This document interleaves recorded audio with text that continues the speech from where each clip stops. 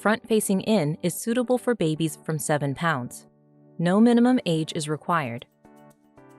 First, use the color-coded size chart to find the right setting for your baby's height. Then match the Velcro tabs on both sides to the same color. Set the head and neck support panel based on your baby's age. For babies 7 weeks and up, fold the panel outward and button it in place.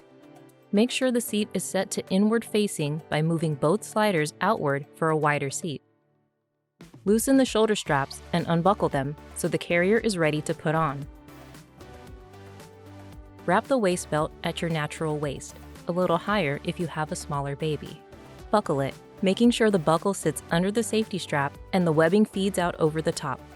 Rotate the belt so the buckle sits at your back, then tighten the straps by pulling them out and away from your body until it feels snug and supportive.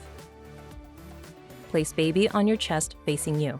Use one hand to bring the carrier panel up around baby and hold it in place. With your free hand, grab one strap and bring it over your shoulder. Switch hands while keeping one hand on baby. Then reach across your body to grab the strap and buckle it on the opposite side. Tighten to secure. Then bring the other strap over your shoulder. Switch hands, reach across your body and buckle it on the opposite side to create an X across your back. Check that the straps feel snug and comfortable and that the straps cross in the center of your back.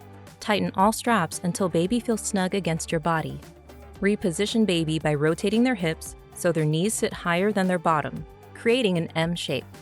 The baby should be centered and their thighs should feel supported from knee to knee.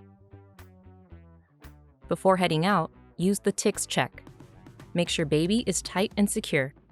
In view at all times. Close enough to kiss, with their chin off their chest, and their back supported in an upright position. Keep checking in on baby every few minutes while you're out.